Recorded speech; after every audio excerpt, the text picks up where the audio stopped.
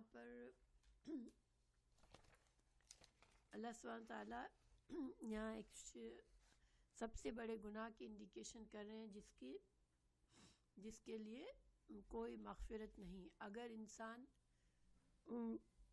اپنی زندگی میں اس گناہ سے توبہ نہیں کر لیتا تو وہ اس کے لیے پھر کوئی مغفرت نہیں، جنت نہیں. تو وہ اس گناہ کا اس آیت میں انڈیکیشن ہے.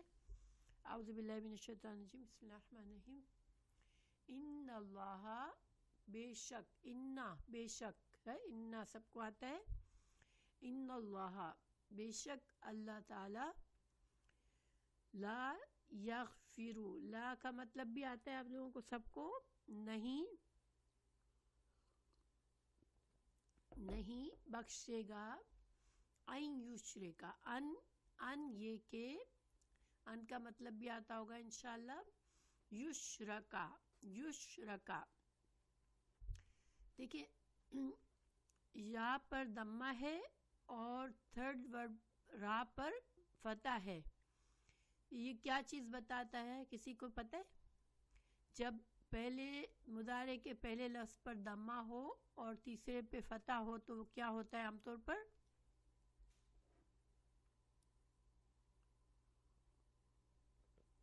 ماشاءاللہ پیسیو ہوتا ہے. ماشاءاللہ نسرین، وہ فعل پیسیو ہوتا ہے. پیسیو سے کیا مطلب کہ ہمیں پتہ ہوتا ہے کہ کام تو ہو رہا ہے لیکن کس نے کام کیا یہ نہیں پتہ چلتا، لیکن جس پر کام ہو رہا ہوتا ہے وہ پتہ ہوتا ہے.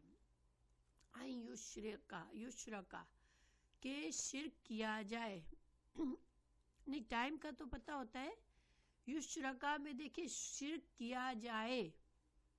اب اللہ تعالیٰ کے ساتھ شرک کیا جائے، لیکن کون شرک کرتا ہے اس کا ذکر اس میں نہیں ہے. عام طور پر جب ہم فعل کا ذکر کرتے ہیں تو ہمیں پتہ ہوتا ہے کہ کم کرنے والا بھی کوئی پتہ چلتا ہے کہ وہ کر رہا ہے، وہ آدمی کر رہا ہے، وہ عورت کر رہی ہے، وہ شخص کر رہا ہے، کوئی زید کر رہا ہے، کوئی خالد کام کر رہا ہے. لیکن یشرکا کہ شرک کیا جائے. اب شرک کیا جائے میں کرتا کوئی بھی شرک ہے، ڈزنٹ میٹر، کرنے والا امپورٹنٹ نہیں ہے، لیکن جس کے ساتھ شرک کیا جاتا ہے وہ اللہ کی ذات ہے. تو اللہ تعالیٰ نہیں بخشتا کہ شرک کیا جائے بھی اس کے ساتھ. ٹھیک ہے، تو یہاں پر مفعول یعنی کہ جس کے ساتھ کام کیا جا رہا ہے، جس کے اوپر کام کیا جا رہا ہے وہ تو ہے، لیکن کرنے والا یعنی کہ جو ایکچوئل شرک کرتا ہے وہ کون ہے اس کا ذکر نہیں ہے. تو اس کا مطلب ہے کوئی بھی جب انسان شرک کرتا ہے تو اس پر یہ آیت اس پر فٹ آتی ہے کہ اللہ تعالیٰ نہیں بخشتا کہ شرک کیا جائے ساتھ اس کے. اور شرک شین را کاف شرکا سے ہم اردو میں کیا ورڈ استعمال کرتے ہیں؟ لفظ روٹ ورڈ شین را کاف سے روٹ ورڈ کون سا استعمال ہوتا ہے؟ شراکا سے اردو میں ہم شریک. ہاں شریک. اور شریک کا معنی کیا ہوتا ہے؟ اردو میں ہم شریک کہتے ہیں نا، شریک حیات. تو حیات کو شیئر کرنے والی، زندگی کو شیئر کرنے والی، یعنی کہ اللہ کی جو ذات ہے، اللہ کی صفات ہے، اللہ کی جو حقوق ہے اللہ کے، اس میں اللہ یکتا ہے. بندوں کے اوپر اللہ کے جو حقوق ہیں وہ صرف اللہ کے ہی ہیں، کسی اور کو وہ حقوق حاصل نہیں ہے. تو اگر ان حقوق میں اللہ کی ان صفات جو اللہ کی ہیں وہ کسی میں نہیں ہے، تو اللہ کی صفات میں، اللہ کے حقوق میں اگر کسی اور کو برابر کر دیا جائے کہ ہاں اس میں بھی کچھ ہے، وہ اللہ کی صفات اس میں بھی ہیں، یہ اللہ کے ساتھ شرک کرنا ہے. اور یہ ایسا گناہ ہے کہ اللہ اس کو نہیں بخشتا. وَيَغْفِرُ اور بخش دیتا ہے. یغفر، یا سے کیا مطلب؟ یہاں یا کا کیا ترجمہ ہے؟ یا شروع میں یا ہے،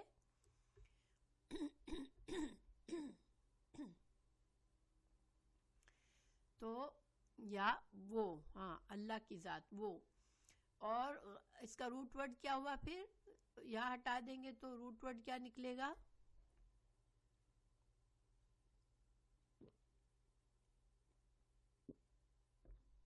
غین فارا، غفرا. غفرا کا معنی ہوتا ہے ڈھانک دینا، کسی چیز کو چھپا دینا اور گناہوں پر پردہ رکھ دینا، گناہوں کو مٹا دینا، یہ مطلب ہے. یعنی گناہ کو بخش دینا.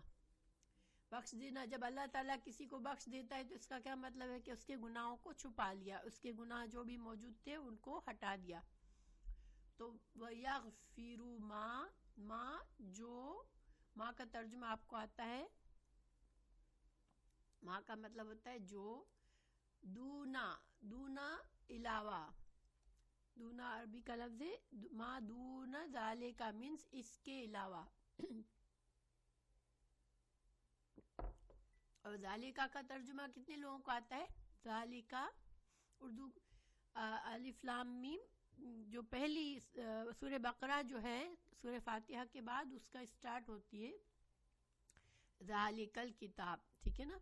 ہاں اس کے، تو اس کے علاوہ، ٹھیک ہے، ذالکا اس کے علاوہ، کسی چیز کی طرف اشارہ کرنے کے لیے استعمال ہوتا ہے یہ ذالکا. ہم یہ کہتے ہیں کہ یہ چیز یا وہ چیز، تو اللہ تعالیٰ یہاں فرما رہے ہیں کہ یہ شرک جو ہے اس کے علاوہ ہر چیز کو اللہ، ہر گناہ کو بخش سکتا ہے.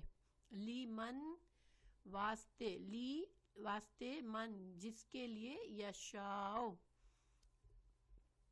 وہ چاہے، یشاؤ یا یہاں پر کیا کس کے لیے آیا ہے؟ وہ کس، وہ کون ہے؟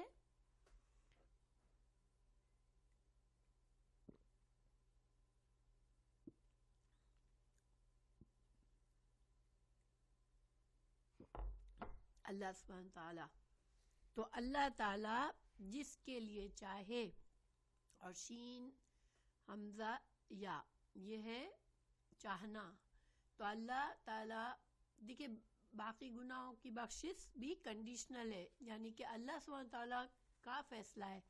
ہم یہ نہیں کہہ سکتے کہ سارے گناہ کسی انسان کے معاف ہو ہی جائیں گے، نہیں، اگر اللہ چاہے تو ہو جائیں گے، اگر اللہ نہ چاہے تو نہیں ہوں گے. گویا اللہ سبحانہ تعالیٰ کی مرضی ہے کہ شرک کے علاوہ کے جو گناہ ہے وہ کسی بندے کو معاف فرما دے. تو جیسا کہ اس آیت کو پورا پہلے کر لے، ومن اور جو، یشرک، یشرک، دیکھیں اب پہلے ہم نے پڑھا تھا یشرک، اب ہے یشرک. فرق نظر آ رہا ہے؟ یشرک اور یشرک میں کیا فرق نظر آ رہا ہے آپ لوگوں کو دیکھنے میں؟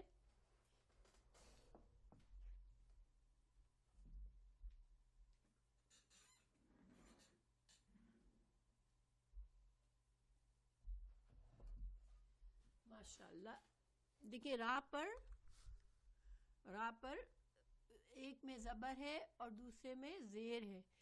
تو جب یا مضارع، فعل مضارع میں پہلا ورڈ یعنی یا پر ضمہ ہو اور تھرڈ حرف یعنی کہ یہاں پر تھرڈ حرف جو ہے وہ را ہے، تو را کے اوپر اگر فتح ہے تو وہ کیا تھا؟ پیسیو تھا، یعنی کام کرنے والے کا پتہ نہیں ہے. ہم اردو میں بھی پیسیو اور ایکٹیو استعمال کرتے ہیں. جیسے دیکھیں ہم بولیں میرا کام ہو گیا، ٹھیک ہے، میں کسی کو کہوں بس میرا کام ہو گیا، اب جس سے میں بتا رہی ہوں کیا اس کو پتہ چلا کہ میرا کام کس نے کیا؟ اس کو یہ نہیں پتا کہ کام کس نے کیا، لیکن یہ پتا چل گیا کہ ٹھیک ہے کام ہو گیا. اب میں کہوں اس نے کام کیا تو اب مجھے اس نے کہنا پڑے گا، ٹھیک ہے. اب اس نے، اب جس کو میں بات کر رہی ہوں اس کو پتا ہوگا کہ میں کس کی بات کر رہی ہوں، کہ وہ آدمی ہے، وہ عورت ہے، وہ کوئی پروفیسر ہے، کوئی حاکم ہے، تو اس نے میرا کام کر دیا. تو اس نے کیا یعنی کرنے والے کا ذکر کرنا ضروری ہوتا ہے جب ایکٹیو فعل ہوتا ہے، لیکن جب پیسیو فعل ہوتا ہے تو کام کرنے والے کا ذکر نہیں ضروری ہوتا. تو ومن یشرک، تو اب یہاں پر ایکٹیو ہے. اللہ سبحانہ تعالیٰ فرما رہے ہیں جو شرک کرے گا، ٹھیک ہے، جو شرک کرے گا. اب جو ہے یہ من جو ہے فاعل ہے، یعنی کہ شرک کرنے والا مرد اور عورت جو بھی شرک کرے گا باللہ ساتھ اللہ کے، فقد کتنے الفاظ ہیں؟ فقد دو، ماشاءاللہ. فا مانی پس،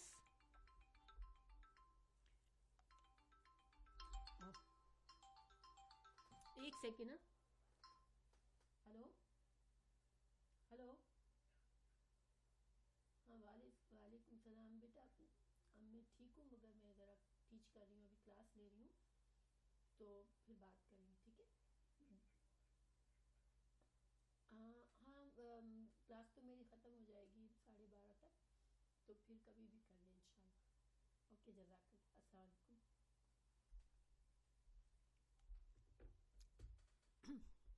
اوکے، تو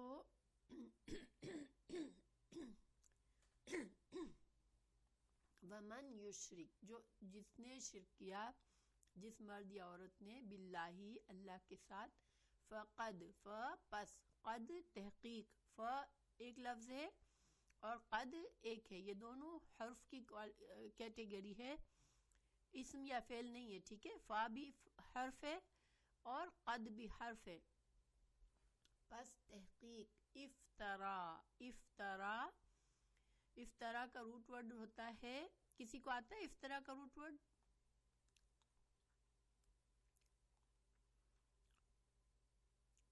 کسی کو آتا ہے؟ فارایا، ماشاءاللہ ماشاءاللہ. سعدیہ، سعیدہ دس از ویری گڈ. افطرا، فارایا کا مطلب ہوتا ہے کوئی بات کی بے حقیقت، یعنی کہ کسی بات، کسی جھوٹ کو گھڑ لینا، کچھ ہو نہیں اور خود اپنی طرف سے بات بنا کر کہنا، ٹھیک ہے؟ تو اللہ سبحانہ تعالیٰ کہہ رہے ہیں کہ افطرا، اس نے گھڑ لیا، یعنی کہ جس شخص نے بھی شرک کیا اس نے کیا کیا؟ ایک جھوٹ کو گھڑا ہے، ایک جھوٹ کو اپنی طرف سے بنایا ہے. اسمن، اور یہ کیا ہے؟ گناہ، عظیمن، بہت بڑا، یعنی کہ یہ جب جھوٹ گھڑ رہا تھا تو وہ ایک گناہ کما رہا تھا، بہت عظیم، بہت بڑا گناہ کما رہا تھا. تو اب اس آیت کو ہم ذرا سمجھتے ہیں. ترجمہ اس کا یہ ہوا کہ اللہ سبحانہ تعالیٰ فرما رہے ہیں کہ ان اللہ لا یغفر ان یشرک بہ، کہ اللہ تعالیٰ نہیں بخشے گا کہ اس کے ساتھ شرک کیا جائے، ویغفر، اور وہ بخش دے گا، ما دون ذالک، اس کے علاوہ، یعنی شرک کے علاوہ کوئی اور گناہ، لمن یشاء، جس کو بھی وہ چاہے گا، یعنی کہ شرک کے گناہ کے علاوہ کا کوئی اور گناہ کرنے والے کو اللہ تعالیٰ بخش دے گا، لیکن کس کو؟ جس کے لیے وہ چاہے گا، جس کو اللہ چاہے گا. پھر ومن یشرک، اور جس نے شرک کیا باللہ، فقد افترا اثما عظیما، اور جس نے بھی یہ کام کیا، یعنی کہ یہ گناہ کمایا، یہ جھوٹ گڑا شرک کا، اللہ کا کسی کو شریک بنا دیا، اللہ کے صفات میں کسی کو شریک بنایا، اللہ کے حقوق میں کسی کو شریک بنایا. اور اللہ کا حق کیا ہے؟ اللہ کا حق کیا ہے سب سے بڑا؟ کہ ہم اللہ کی خالص اللہ کی عبادت کریں، اس کو معبود مانیں کہ اسی نے ہم کو پیدا کیا اور وہی ہماری عبادت کے لائق ہے. تو جس نے شرک کیا اللہ پر، تو اس نے ایک بہت ہی بڑا گناہ، بڑا جھوٹ گھڑ لیا، اور یہ بہت بڑا گناہ ہے، بہت عظیم گناہ ہے. تو اب اس کی تھوڑی سی وضاحت سمجھتے ہیں اس آیت کو کہ اس کا کیا مطلب ہے. تو پہلی بات یہ کہ دیکھیں، گناہ جو ہے، کوئی بھی گناہ وہ ہوتا ہے جو اللہ سبحانہ تعالیٰ کی مرضی کے خلاف کام کرنا، اللہ نے جن چیزوں سے منع فرمایا وہ کام کرنا، یہ سب گناہ ہے. تو اب انسان بہت سے ہماری شریعت نے ہمیں بتا دیا کہ یہ چیز نیکی ہے، یہ چیز گناہ ہے، یہ حلال ہے، یہ حرام ہے.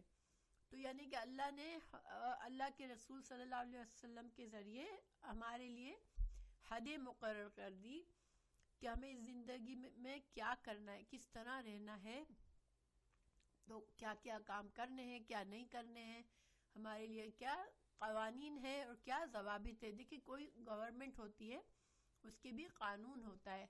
تو اللہ سبحانہ تعالیٰ کی بھی ایک حکومت ہے جو تمام دنیا پر، تمام کائنات پر ہے.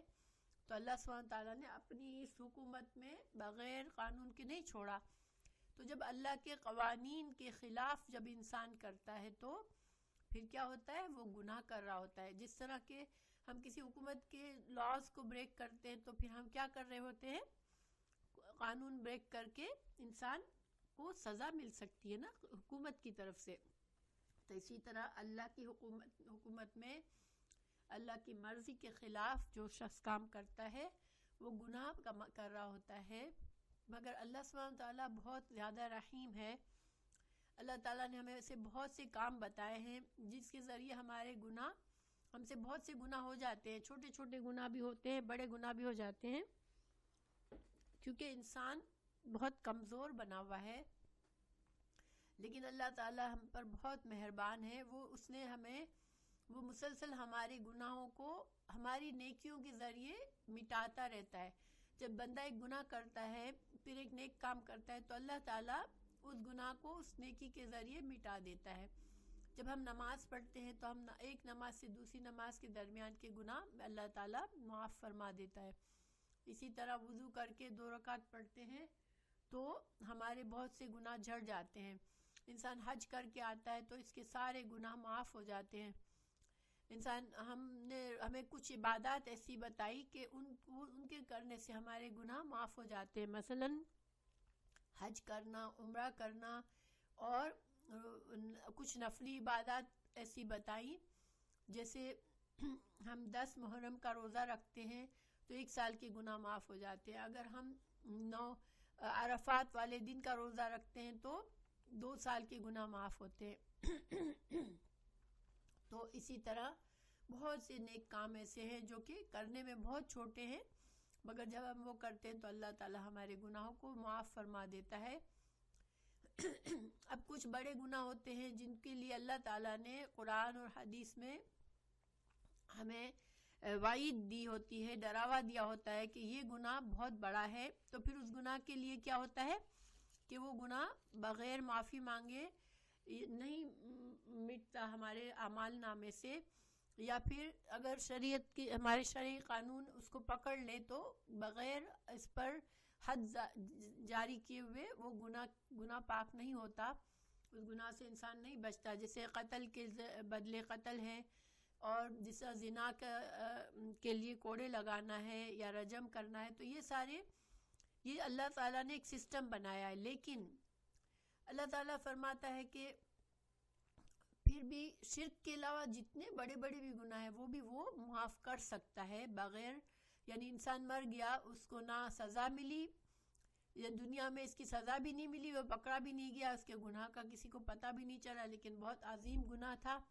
لیکن اللہ نے چاہا، اللہ نے اسے معاف فرما دیا. تو یہ اللہ سبحانہ تعالیٰ کی رحمت ہے اور اللہ تعالیٰ ایسا کرے گا. جیسے جنت، آپ کو پتہ ہے ایک حدیث ہے کہ جب جہنمی جہنم میں چلے جائیں گے تو اور جنتی جنت میں چلے جائیں گے تو رسول اللہ صلی اللہ علیہ وسلم کو شفاعت کا موقع دیا جائے گا کہ اللہ تعالیٰ فرمائے گا جاؤ جس کے دل میں تھوڑا سا بھی ایمان ہو اس کو نکال لو جہنم سے. پھر اسی طرح ایک ذرہ برابر ایمان بھی جس کے دل میں ہوگا اس کو جہنم سے کچھ عرصے کے بعد نکال دیا جائے گا رسول اللہ صلی اللہ علیہ وسلم کی شفاعت سے. پھر اللہ سبحانہ تعالیٰ آخر میں اپنی مٹھی بھر کے جس کو چاہے گا ان کو نکال دے گا. لیکن وہ سب لوگ ایسے ہوں گے جنہوں نے شرک کا گناہ نہیں کیا ہوگا، باقی بڑے بڑے گناہ کیے ہوں گے اور ان کو تھوڑی سی سزا، کچھ عرصہ جتنا اللہ چاہے گا اتنی دیر جہنم میں سزا ملے گی. لیکن ان کو پھر جنت میں ڈال دیا جائے گا، اور کچھ لوگ ایسے ہوں گے جو گنہگار ہوں گے، پھر بھی اللہ ان کو جنت میں ڈال دے گا بغیر جہنم میں ڈالے۔ جیسے مثال دی جاتی ہے کہ ایک شخص نے بہت گنہگار تھا، لیکن پیاسے کتے کو کنویں میں جا کر اپنے ساکس میں پانی بھر کے اس کو پلایا، تو اس کی مغفرت کر دی گئی۔ تو اس طرح سے بھی ہمیں پتہ چلتا ہے کہ اللہ بے نیاز ہے، وہ چاہے تو معاف فرما سکتا ہے بڑے سے بڑے گناہ کو، لیکن ایک گناہ کی خاص وضاحت کر دی گئی کہ اللہ کی صفات میں، اللہ کے حقوق میں کسی کو شریک کیا تو پھر وہ گناہ صرف اس وقت معاف ہو سکتا ہے کہ انسان مرنے سے پہلے توبہ کر لے، ٹھیک ہے۔ یہ حدیث سے بھی ہمیں پتہ چلتا ہے کہ اگر انسان شرک کیا ہے تو پھر وہ اس کو خالص دل سے، اپنے سچی نیت سے شرک سے اپنی توبہ کرنی ہوگی اور اللہ کی توحید کو اپنانا ہوگا۔ جیسے اللہ تعالیٰ ایک حدیث ہے کہ وَمَن يُشْرِكْ بِاللَّهِ فَقَدْ حَرَّمَ اللَّهُ عَلَيْهِ الْجَنَّةَ۔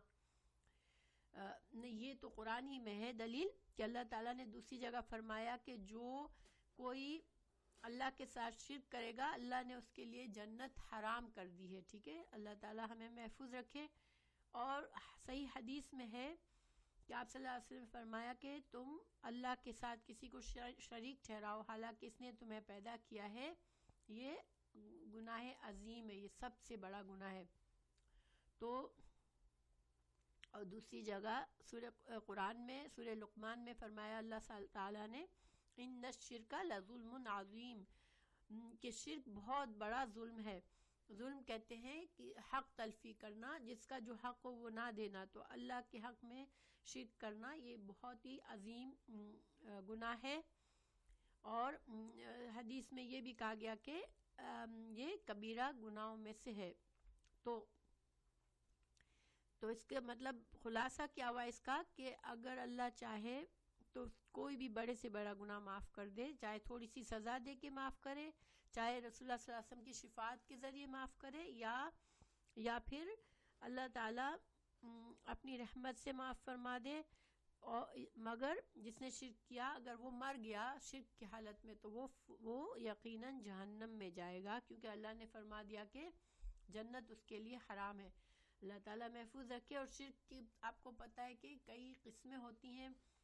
شرک جو ہے ہمارے بہت سے مسلمان پاکستان میں ہم جاتے ہیں، ہمیں پتہ چلتا ہے کہ شرک کے گناہ میں مبتلا ہے۔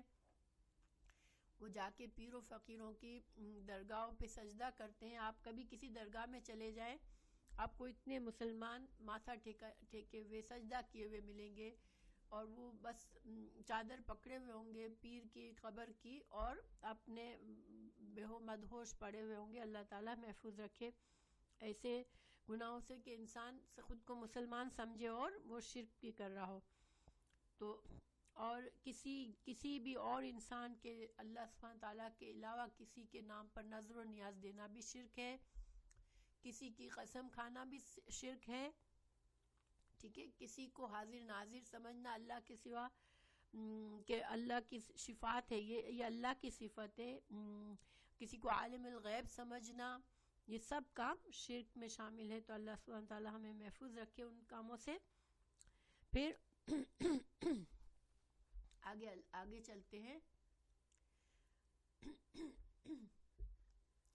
علم ترا یہ ہم نے پہلے بھی پڑھا تھا نا، علم ترا کیا، لم نہیں، ترا تو نے دیکھا، اور یہ اسی طرح استعمال ہوتا ہے علم ترا۔ اور یہ کس لیے ہوتا ہے؟ لاسٹ کلاس میں نے بتایا تھا کہ کیا تم نے نہیں دیکھا، یہ کون سا انداز ہے بات کرنے کا؟ تعجب کا انداز ہے۔ ماشاءاللہ نسرین، کہ ایک تعجب کا اور حیرت بتائی جا رہی ہے کہ علم ترا کیا تم نے نہیں دیکھا، کیا تم نے ایسا نہیں دیکھا کہ ان لوگ الا طرف الذین، ان لوگوں کو یزکون، جو خود کو پاک سمجھتے ہیں، یزکون۔ دیکھیں زا، اس کا یزکون کا روٹ ورڈ کیا ہے؟ زا، کاف اور زا کاف یا زکی، ٹھیک ہے۔ یہ دوسرا کاف جو ہے وہ معنی میں معنی کے لیے آیا ہے بڑا ہاں. تو یزکونا دو طرح سے ہو سکتا ہے، قرآن میں استعمال ہوا ہے. تزکیہ ہم اردو میں کرتے ہیں نا استعمال، تزکیہ نفس. تو تزکیہ نفس کیا ہوتا ہے؟ انسان خود کو پاک کرے گناہوں سے، اپنے نفس کو، اس کو تزکیہ نفس کہتے ہیں. تو الم ترا الی الذین یزکون، کہ وہ پاک سمجھتے ہیں انفسہم. انفس کس کی جمع ہے؟ انفس نفس کی جمع ہے. ماشاءاللہ. ہم اپنے، وہ اپنے نفسوں کو پاک سمجھتے ہیں. تو یعنی کہ کچھ لوگ تو اللہ نے ان کو نیک بنایا ہوتا ہے، وہ واقعی میں نیک لوگ ہوتے ہیں. اور کچھ لوگ اپنے آپ کو نیک سمجھتے ہیں، ضروری نہیں ہے کہ وہ نیک ہوں، کیونکہ اللہ تعالیٰ کیا فرما رہے ہیں؟ بل اللہ، بلکہ اللہ یزکی، وہ پاک کرتا ہے، من یشاء، جس کو وہ چاہتا ہے. اب اس آیت کو ہم کیسے سمجھے؟ دیکھیں لفظ جو تزکیہ ہے زکونا، اس کو دو طرح استعمال ہوا ہے قرآن میں. ایک تو عمل کے ذریعے تزکیہ کرنا، اور یہ اچھا ہے، پسندیدہ ہے، یعنی انسان ایسے اعمال کرے کہ اس کا نفس پاک ہوتا جائے، نیکی کے کام کرے، اللہ کی فرما برداری کے کام کرے، بری عادتیں چھوڑ دے، برا اخلاق چھوڑ دے، اور اپنا تزکیہ نفس کرے. ٹھیک ہے. اچھی واعظ و نصیحت ہم سنتے ہیں تو ہمارے اندر ہمارا نفس پاک ہوتا ہے، ہمارے اندر تزکیہ پیدا ہوتا ہے. تو انسان اچھے اعمال کی طرف راغب ہو، اچھے عمل سے اپنے آپ کو پاک کرنا گناہوں سے، بری عادتوں سے، تو یہ پسندیدہ ہے. اور قرآن میں استعمال ہوا ہے. اللہ تعالیٰ نے فرمایا قد افلح من زکا. اوکے، تحقیق فلاح پا گیا جس نے اپنے نفس کو پاک کیا، اپنا تزکیہ کیا. ٹھیک ہے. اور یہ تزکیہ کیا ہے؟ عمل کے ذریعے ہے. ٹھیک ہے. انسان کو احساس ہو. اور کون ایسا کرے گا جس کے دل میں یہ فکر ہو کہ شاید میں نے بڑے گناہ کیے ہیں اور مجھے اپنے گناہوں کو چھوڑ کر اپنا تزکیہ کرنا ہے. ایسے انسان کو یہ فخر نہیں ہوگا کہ میں تو بڑا پہلے ہی سے پاکیزہ ہوں، میں تو بہت ہی نیک انسان ہوں. اس کے دل میں یہ خواہش نہیں آتی کہ اپنا تزکیہ کرے. ٹھیک ہے. یہ خواہش کس کے دل میں آتی ہے؟ جو اپنے آپ کو گنہگار سمجھتا ہے، اس کو اپنی کمزوری معلوم ہے کہ مجھ سے غلط کام ہو جاتے ہیں، چاہے میں چاہوں نہ چاہوں، میرے اندر کمزوریاں ہیں، اور میں اللہ کی ناراضگی کے کام مجھ سے سرزد ہو جاتے ہیں. تو وہ پھر نیکی کے کام کرنے کی کوشش کرتا ہے، اپنی بری عادتوں کو چھوڑنے کی کوشش کرتا ہے اور اپنا تزکیہ کرتا ہے. اور اللہ نے ایسے شخص کی تعریف فرمائی کہ وہ فلاح پا گیا جس نے اپنا تزکیہ کیا. اب اس شخص کے دل میں کوئی غرور تکبر نہیں ہے، بس وہ اس کو اپنی کمزوری اور اپنی کوتاہیوں کا احساس رہتا ہے ہر وقت، اور وہ ہر وقت کوشش کرتا ہے کہ میں اچھے سے اچھا بنتا جاؤں تاکہ اللہ مجھے پسند کر لے. اب دوسرا تزکیہ ہوتا ہے انسان خود اپنے آپ کو اچھا ہونے کا دعویٰ کرے. ٹھیک ہے.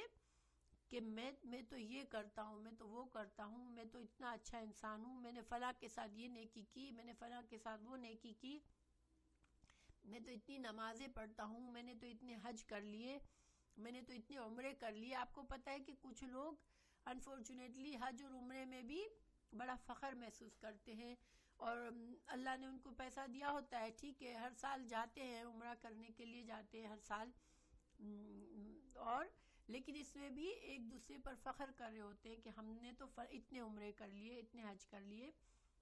تو یہ جو دعوے کرنا ہے اپنی نیکی کے میں تو تہجد گزار ہوں، میں بہت نیک ہوں، یہ اللہ کو نہیں پسند. ٹھیک ہے. تو یہ منہ سے اپنے آپ کو کہنا یا اپنے رویے سے دوسروں کو پر اظہار کرنا ضروری نہیں ہے انسان زبان سے کہے، اپنے اشارات سے، اپنے چال ڈال سے، اپنے انداز سے یہ ظاہر کرے کہ میں بہت نیک ہوں.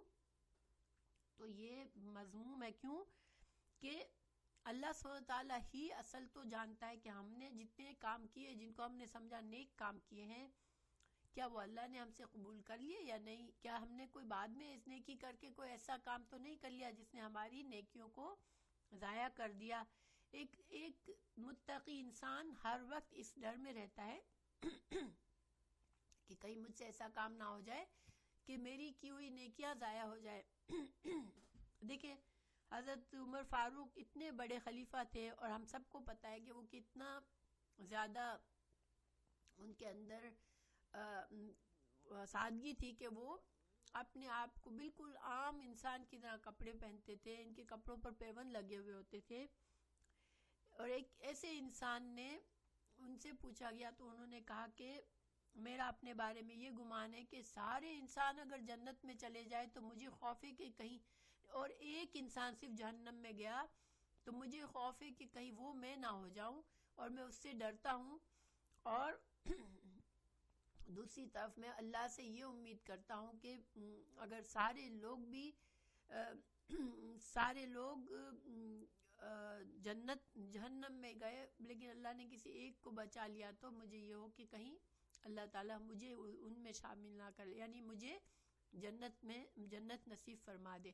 تو اللہ سبحانہ تعالیٰ سے اچھی امید رکھنا کہ اللہ ہمیں معاف فرمائیں گے، اللہ ہمیں جنت بخشیں گے، یہ اچھی بات ہے، لیکن اپنے گناہوں سے لاپرواہی کرنا کہ نہیں میں تو بس پاک صاف ہوں، میں تو اچھا ہوں، یہ نہیں ہونا چاہیے۔ انسان کو اپنے گناہوں سے، اپنی کوتاہیوں سے ہر وقت ڈرنا چاہیے، اور اپنے نیک اعمال قبول ہوئے نہیں قبول ہوئے اس کی فکر کرنی چاہیے کہ اللہ سبحانہ تعالیٰ اپنی نیت کو، اصل میں ہماری نیت میں اللہ تعالیٰ تو ہمارے نیک اعمال کو فور شیور قبول کرتا ہے، مگر ہماری نیت اچھی ہونی چاہیے۔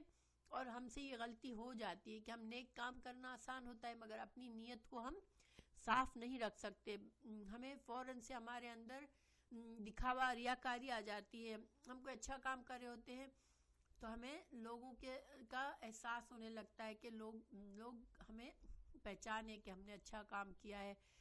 ہم کسی کے لیے صدقہ خیرات کرتے تو ہم کیا چاہتے ہیں کہ وہ ہمارا احسان مانے۔ ہم کسی کی مدد کرتے ہیں تو ہمارے دل میں یہ ہوتا ہے کہ اب ہمیں وہ عزت سے ہمارے ساتھ معاملہ کرے کیونکہ ہم ان کی مدد کرتے ہیں۔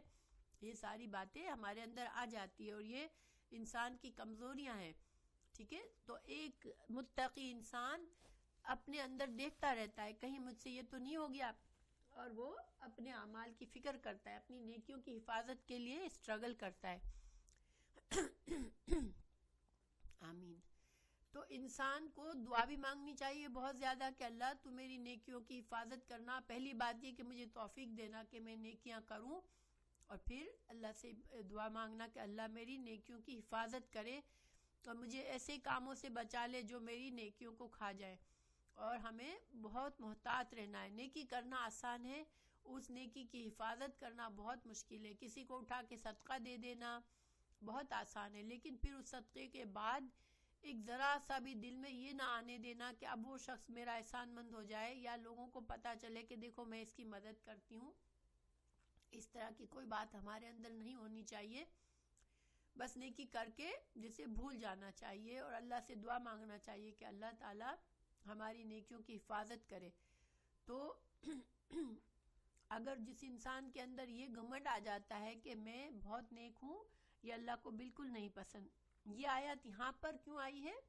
دیکھیں یہاں پر ڈائریکٹ جو تعلق ہے اس آیت کا وہ یہود سے ہے، ٹھیک ہے؟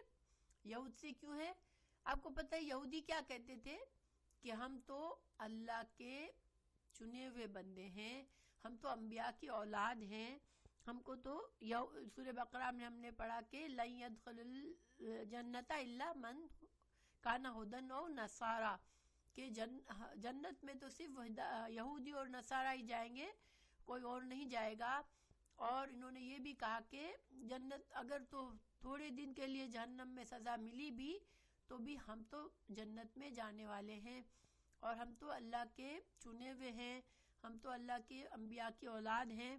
ان کو یہ سارے بہت زیادہ فخر تھا اپنے نسب پر اور اپنے آبا و اجداد پر اور اپنے اہل کتاب ہونے پر، اپنے انبیاء کی نسل میں سے ہونے پر ان کو بہت ہی زیادہ گھمنڈ تھا اور اس گھمنڈ میں وہ بڑی بڑی باتیں کرتے تھے، بڑے بڑے دعوے کرتے تھے، اور یہ باتیں ان کو اللہ نے نہیں کہی تھی کہ تم ہم میرے چنے ہوئے بندے ہو، تم کو میں جہنم میں نہیں ڈالوں گا، تم کو میں جو ہوں کوئی سزا تم سے بہت بڑا گناہ بھی ہوا تو تم کو چند دن زیادہ سے زیادہ سزا دوں گا، ایسی کوئی بات اللہ نے ان سے نہیں کہی تھی. مگر یہ ساری کی ساری باتیں ان کا اپنا تھا، اپنے نفس کی اپنی پیداوار تھی، اپنی زبانوں سے وہ کہتے تھے اور اپنے آپ کو بڑا بناتے تھے. تو یہ ان پر تنقید ہے اس آیت میں، ٹھیک ہے. اللہ تعالیٰ ان کی طرف اشارہ کر رہے ہیں اس آیت میں. لیکن آپ کو پتہ ہے کہ قرآن کی آیات جو ہیں وہ ساری زندگی میں ہم سب کے لیے ہے، اور یہودوں کا اگر ذکر آیا بھی ہے تو اس لیے کہ امت مسلمہ اس سے سبق سیکھے اور ان برائیوں سے خود کو بچائے. تو ہمیں بے شک اس سے ہمیں اس پر یہ نہیں سوچنا ہو یہ تو یہودیوں کے بارے میں، ہمارا اس سے تعلق نہیں ہے. نہیں، ہمارا اس سے ڈائریکٹ تعلق ہے کہ ہم ان برائیوں سے بچ جائے جو یہودیوں میں تھی.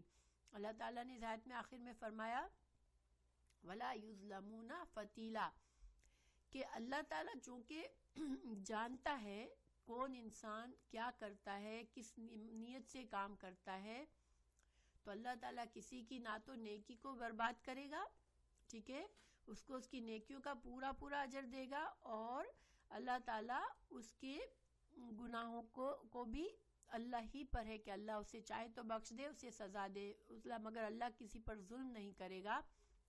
تو انسان کو کوئی ضرورت نہیں ہے اپنے آپ کے بڑا پاک صاف بتانے کی کہ میں بہت پاک ہوں، میں بہت بڑا نیک انسان ہوں. یہ بہت ہی ناپسندیدہ چیز ہے. اس میں جو ہے ہمیں رسول اللہ صلی اللہ علیہ وسلم نے ایک حدیث میں فرمایا کہ، اور دیکھیں اسی طرح بعض اوقات بعض لوگ بہت نیک کام کر رہے ہوتے ہیں، ہم دیکھ رہے ہوتے ہیں کہ دیکھو یہ شخص نمازی بھی ہے، یہ عبادت گزار ہے، اور یہ بڑے نیکی کے کاموں میں بھاگ بھاگ کے شامل ہوتا ہے. تو ہم ایک طرح سے اگر ہم کہتے ہیں بھائی تم تو بہت نیک ہو، تم تو جنت کما رہی ہو، تم تو جنت میں جانے والی ہو، تو اس طرح کے تعریفیں اچھی نہیں ہوتی، کیونکہ جنت میں کون جائے گا یہ اللہ ہی جانتا ہے. ہمیں نہ ہی کسی مرنے والے کے بارے میں ہم یہ کہہ سکتے تھے کہ بھائی یہ تو جنتی تھا، ٹھیک ہے، ہمیں یہ نہیں الاؤڈ ہے. کیوں؟ اس لیے کہ دل کا حالت انسان کے نیکیاں اور برائیاں اس کی نیت کے ساتھ پہچانی جائے گی، اور جو نیت ہے وہ صرف اللہ جانتا ہے، ہم نہیں جانتے. تو ہم زیادہ سے زیادہ ہمیں یہ اجازت ہے کہ ہم کہیں کہ میرا گمان اس شخص کے بارے میں اچھا ہے، میں نے اسے ہمیشہ نیکی کی کام کرتے ہوئے دیکھا، تو انشاءاللہ مجھے اللہ سے امید ہے کہ اللہ تعالیٰ اسے جنت میں داخل فرمائے گا. یہ کہنا تو ٹھیک ہے، لیکن فلاں شخص جنتی ہے اور فلاں شخص کسی آدمی کے برائیوں کو دیکھ کے کہہ دے کہ یہ تو جہنمی ہے، یہ ہمیں اجازت نہیں ہے. رسول اللہ صلی اللہ علیہ وسلم نے ایک آدمی کو دیکھا کہ وہ کسی کے فیس پر کسی کے سامنے اس کی بہت سی تعریفیں کر رہا تھا کہ بھئی تم تو بہت نیک آدمی ہو، تم تو ایسے ہو، تم تو ایسے ہو. تو آپ صلی اللہ علیہ وسلم نے فرمایا اس شخص سے جو تعریفیں کر رہا تھا، اس سے کہا کہ تم نے تو اپنے مسلمان بھائی کی کمر ہی توڑ دی. یعنی کہ جب کوئی انسان دیکھے، ہر انسان کے اندر کمزوری ہوتی ہے، جب کوئی بہت زیادہ ہماری تعریف کرتا ہے تو ہمارے اندر کیا آتا ہے؟ ہمارے اندر خود پسندی آ جاتی ہے نا، ہم اپنے آپ کو اچھا سمجھنے لگتے ہیں کہ میری تو اتنی لوگ تعریف کر رہے ہیں. تو یہ ہمارے انسان چاہے پہلے تو بہت اخلاص سے کام کر رہا ہو، لیکن ہاں لوگوں کی تعریف کی وجہ سے ہمارے اندر غرور آنے لگتا ہے، ہم اپنے آپ کو اچھا سمجھنے لگتے ہیں. پھر بعض اوقات آپ نے دیکھا ہوگا کہ کسی کی بہت تعریفیں کی گئی ہوتی ہے، پھر کسی محفل میں وہ جاتا ہے جہاں پر کوئی اس کی تعریف کرنے والا موجود نہیں ہوتا، تو اس کو مزہ نہیں آتا، وہ پھر کچھ دیر میں خود اپنی تعریفیں خود شروع کر دیتا ہے لوگوں میں. کیوں؟ اس لیے کہ اس کا ایگو اتنا بڑا ہوا ہوتا ہے کہ اس کو یہ عادت ہوتی ہے کہ جب بھی میں لوگوں میں جاؤں تو لوگ مجھے پہچانے، میری تعریف کرے. اب کہیں اتفاق سے چلا گیا جہاں کوئی تعریف کرنے والا نہیں، تو پھر اس سے رہا نہیں جاتا اور وہ پھر اپنی تعریفیں خود کرنے لگتا ہے. گویا ایک نیک انسان کو اگر ہم بالکل عادت ہو جاتی ہے، تو اگر ہم کسی کو اس طرح سے کہتے رہیں گے کہ ہاں بالکل ہم ایسا کرتے ہیں، اللہ سبحانہ تعالیٰ ہمیں معاف فرمائے، لیکن ہمیں ایسا نہیں کرنا چاہیے. ہم اس بندے کے ساتھ بہت ظلم کر رہے ہوتے ہیں جس کو ہم بھائی آپ بہت نیک ہیں، بھائی آپ تو جنتی ہیں، بھائی یہ ہے وہ ہے. نہیں، آپ کو اگر زیادہ ہاں کسی کی حوصلہ افزائی کرنا اچھی بات ہے کہ بھائی کوئی انسان نیکی کی طرف آ رہا ہے، اچھے کام کی طرف آ رہا ہے تو اس کو حوصلہ افزائی کرے کہ ماشاءاللہ تم اچھا کام کر رہی ہو، اللہ تعالیٰ تمہاری اور مدد کرے اور توفیق دے. اس طرح سے بات کرنے میں کوئی حرج نہیں. مگر انسان اگر بہت زیادہ کسی کی چاپلوسی کرتا ہے، بہت زیادہ بڑی بڑی باتیں کسی کے لیے کرتا ہے تو وہ اس کے ساتھ ظلم کر رہا ہوتا ہے، کیونکہ اس کے اندر غرور پیدا کرتا ہے. اور ہر انسان جو ہے وہ کمزور نفس کا مالک ہے اور یہ چیزیں انسان کو بہت جلد اثر کرتی ہے، تو ہمیں بچنا چاہیے ان چیزوں سے. تو انشاءاللہ میں آپ لوگوں کو تکبر اور خود پسندی کے بارے میں تھوڑی باتیں اور بھی بتاؤں گی، لیکن پہلے ہم یہ آیت پڑھ لیں. انظر، ہاں بالکل،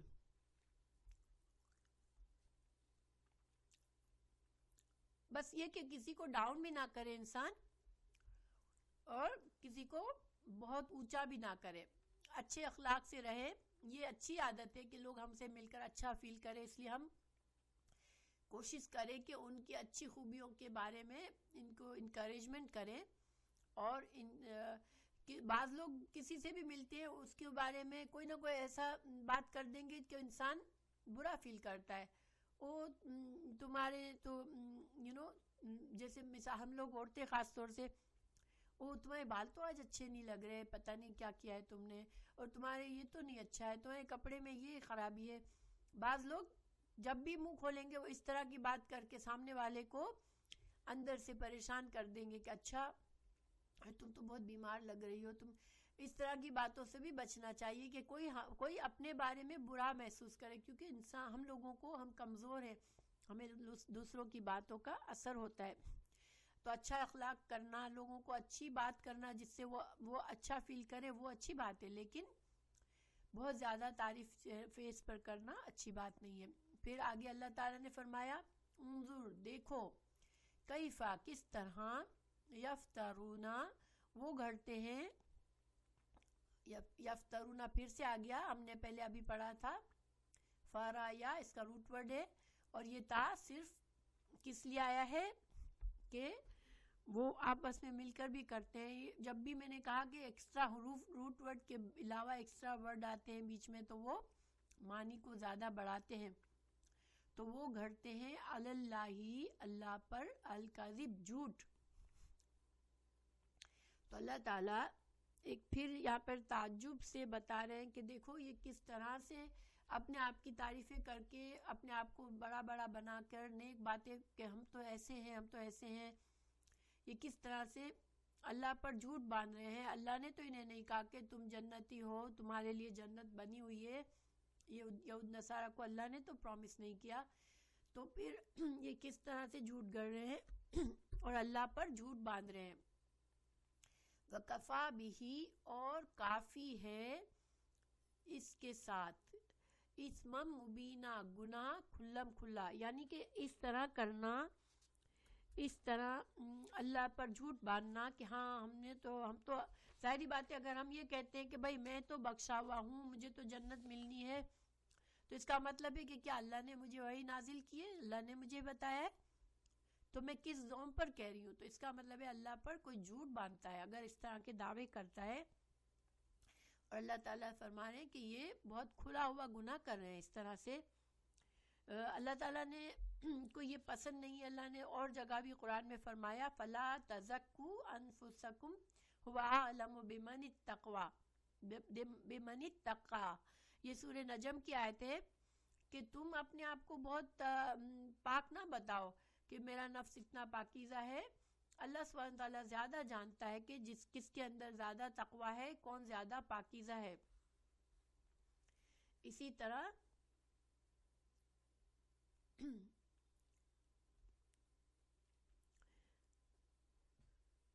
ہمیں اچھا تو ہمیں جو ہے، ہمیں ان آیت سے ہمیں کیا سیکھا ہم نے کہ اچھا اخلاق اچھی بات صحیح ہے، لیکن انسان یہ کہے کہ میرا کسی انسان کے بارے میں یہ گمان ہے کہ وہ اچھا انسان ہے، ٹھیک ہے، اپنے اوپر سے بات رکھ کے کہیں کہ میرا گمان یہ ہے، باقی واللہ عالم، اللہ جانتا ہے۔ تو اب ہم تھوڑا سا ابھی آگے سبق باقی ہے، لیکن تھوڑا سا ہم تزکیہ کے بارے میں باتیں کرتے ہیں کہ انسان جو ہے تکبر، خود پسندی کیا ہوتی ہے، ٹھیک ہے، تاکہ ہم اللہ سبحانہ تعالیٰ ہمیں ان چیزوں سے بچائے، اس لیے کہ یہ اتنی خراب برائی ہے کہ ہر شخص میں ہوتی ہے، ٹھیک ہے، کسی نہ کسی حد تک ہمارے اندر خود پسندی ہوتی ہے، ہمیں اس خود پسندی کو ڈھونڈنا ہے اور اس سے ہمیں اس کے نقصان سے بچنا ہے اور اس کو اپنے اندر سے نکالنا ہے۔ تو خود پسندی ایک تکبر کی قسم ہے، ٹھیک ہے، انسان جب اپنے آپ کو اچھا سمجھتا ہے، اپنے آپ کو بہت بلند سمجھتا ہے دوسروں کے مقابلے میں، یہ خود پسندی ہے اور یہ تکبر ہی ہے ایک طرح کا، اور تکبر بہت بری چیز ہے۔ تکبر یہ ہے کہ انسان اپنے آپ کو صفات اور کمال میں دوسروں سے فوقیت دے، انسان چاہے اپنے دل میں سوچے چاہے زبان سے، مگر وہ سمجھے کہ میں لوگوں سے بہتر ہوں۔ تو جب انسان دیکھیں یہ جو تکبر کی جو برائی ہے نا، خود پسندی، وہ عالم میں بھی، عام انسانوں میں بھی آ جاتی ہے اور دین کا علم حاصل کرنے والے لوگوں کو کے اندر بھی آ جاتی ہے، علماء کے اندر بھی آ جاتی ہے، عابد اور زاہد جو بہت زیادہ عبادت کرنے والا ہے، بہت زیادہ اپنے آپ کو جیسے اچھا زہد، یعنی کہ زہد ہوتا ہے انسان اپنے نیکیوں، بہت زیادہ نیکی کرنے والا جو انسان ہوتا ہے، تو وہ بھی نہیں بچ سکتا اس سے، یعنی یہ اس کے اندر بھی تکبر آ سکتا ہے۔ تکبر کی خرابی اتنی بری ہے کہ انسان کو اس سے بچنا چاہیے، کیونکہ نبی صلی اللہ علیہ وسلم نے فرمایا کہ جس کے اندر ایک رائے برابر، ایک ذرے برابر بھی تکبر ہوگا وہ جنت میں داخل نہیں ہوگا، اور یہ بہت ہی سخت وعید ہے۔ آپ کو پتہ ہے کہ تکبر جو ہے وہ اگر ہم دیکھیں حضرت آدم علیہ السلام کی جو واقعہ ہے، اس میں ابلیس نے کیوں سجدے سے منع کیا تھا، آپ کو پتہ ہے؟ جب اللہ سبحانہ تعالیٰ نے ابلیس کو کہا کہ تم حضرت آدم کے لیے سجدہ کرو، اس نے کیوں منع کیا تھا؟ اس نے کیا جواب دیا تھا، کسی کو یاد ہے؟ اس نے کہا تھا انا خیر منہ، ٹھیک ہے، ہاں، اس نے کہا تھا کہ میں اس کو سجدہ کروں، میں تو آگ سے بنا ہوا ہوں اور یہ تو مٹی سے، میں تو اس سے بہتر ہوں، میں کیوں اس کو سجدہ کروں؟ تو تکبر جو ہے اس نے اس کو ہلاک کر دیا، اس نے اس کو مردود بنا دیا، اللہ سبحانہ تعالیٰ کی رحمت سے ہمیشہ اس کے لیے دور ہو گیا وہ اس تکبر کی وجہ سے، اور وہ اب جہنم میں ہمیشہ ہمیشہ کے لیے جائے گا، اور وہ بہت سے بندوں کو بھی اپنے ساتھ جو بھی اس کی پیروی کرے گا اس کو لے کر جائے گا۔ تو اللہ سبحانہ تعالیٰ ہمیں ابلیس کے شر سے بچائے، شیطان کے شر سے بچائے، اور اللہ تعالیٰ ہمیں اس سے ہمیشہ اس پر غلبہ دے، ہمیں کبھی ہم پر حاوی نہ آنے پائے وہ۔ تو تکبر جو ہے وہ جہنم کے آگے حجاب ہے، تکبر کرنے والا انسان جہنم میں نہیں جائے گا۔ اور دیکھیں ایمان اللہ پر ایمان رکھنے کی ایک خصوصیت یہ بتائی گئی ہے، سورہ بخاری کی حدیث ہے کہ مومن وہ ہے جو اپنے لیے وہ پسند کرے، اپنے بھائی کے لیے وہ پسند کرے، یعنی اپنے مسلمان بھائی کے لیے وہی چیز پسند کرے جو اپنے لیے پسند کرے، یعنی اگر وہ چاہتا ہے مجھ سے جیسا رویہ کیا جائے تو وہ اسی طرح کا رویہ اپنے مومن بھائی کے ساتھ کرتا ہے، تو یہ مومن ہے، حقیقی مومن ہے۔ تو آپ دیکھیں کہ جب تکبر کرنے والا انسان ہمیشہ اپنے آپ کو کیا سمجھتا ہے، دوسروں سے بڑا سمجھتا ہے، بہتر سمجھتا ہے، تو وہ کبھی بھی دوسروں کے برابر نہیں ہوتا، اپنے آپ کو دوسروں کے برابر سمجھتا بھی نہیں ہے اور نہ ان کو کرنا چاہتا ہے وہ دوسروں کو اپنے برابر بلکہ وہ کیا کرے گا کہ کسی کو اللہ نے کوئی اچھی خوبی دے بھی دی اور لوگ اس کی خوبی کو پہچانیں گے تو وہ جلدی سے کیا کرے گا، اس کی برائیاں کرنا شروع کر دے گا لوگوں کے سامنے تاکہ کہیں وہ مجھ سے بڑا نہ ہو جائے، وہ زیادہ مجھ سے نیک نہ کہلائے۔ تو تکبر جو ہے ایک طرح سے ایمان کے خلاف ہے، اس لیے کہ ایمان کی خصوصیت ہے کہ تمام مسلمان برابر ہیں، بھائی بھائی ہیں، اور ہر مسلمان دوسرے کے لیے وہ چاہے جو اپنے لیے چاہے۔ تو تکبر کرنے والا یہ نہیں کر سکتا، کیونکہ وہ تو اپنے آپ کو سپیریئر سمجھتا ہے اور سپیریئر رہنا چاہتا ہے۔ تو تکبر کی یہ بہت بڑی خرابی ایک کیا ہے کہ انسان ایمان بھی اپنا ضائع کرنے لگتا ہے، جتنا زیادہ تکبر ہے اتنا کم ایمان ہوتا ہے، ٹھیک ہے۔ تو یہ بہت بڑی خطرناک بات ہے کہ انسان اپنے ایمان کو گنوا رہا ہوتا ہے۔ دوسری بات، تکبر میں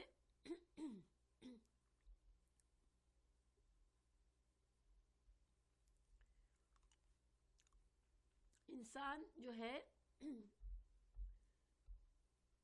دیکھیں انسان اپنے آپ کو بعض اوقات بہت اونچا سمجھتا ہے، اور آج کل کی مٹیریل زندگی ایسی ہے کہ جو بڑی بڑی باتیں کرتا ہے لوگ اس کو بڑا سمجھنے بھی لگتے ہیں، ٹھیک ہے۔ اور ہماری زندہ مثال ہمارے پاس آج کل کیا ہے، ریسنٹ مثال ہم نے کیا دیکھی کہ جس انسان نے اپنے آپ کو میں تو بہت رچ ہوں، میں تو یہ ہوں، میں تو وہ ہوں، تو اس کو اٹھا کے امریکہ کے پریزیڈنٹ بنا دیا، ٹھیک ہے۔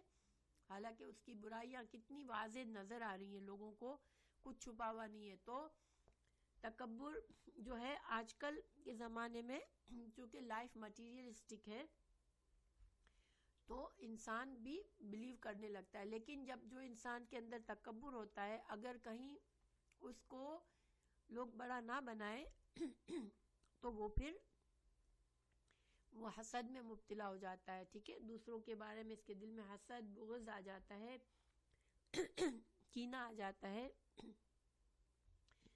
اور وہ کیا کرتا ہے کہ پھر وہ اس پر غیبت کرنے پر اتر آتا ہے۔ وہ پھر اس شخص کی جو اس کے اندر واقعی اچھی کوالٹیز ہوتی ہے، لوگ اسے پسند کرنے لگتے ہیں، وہ اس کی غیبت پر اتر آتا ہے کہ وہ اس نے یہ کیا، اس نے وہ کیا۔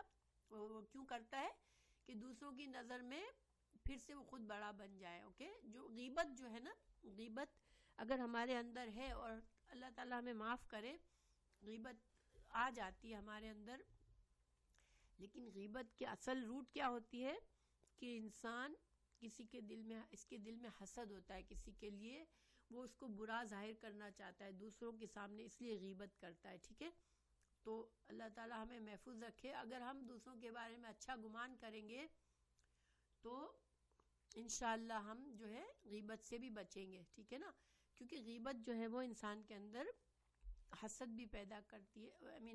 غیبت جو ہے وہ تکبر کا ایک نتیجہ ہوتی ہے کہ انسان جب اندر اپنے آپ کو اچھا سمجھ رہا ہوتا ہے تو وہ دوسروں کو ہر طرح سے ڈاؤن کرنا چاہتا ہے، اور جب وہ اس کی شخصیت، کسی کی شخصیت اچھی ہوتی ہے، اس کی خوبیاں زیادہ ہوتی ہیں، تو پھر وہ اس کی غیبت پر اتر آتا ہے۔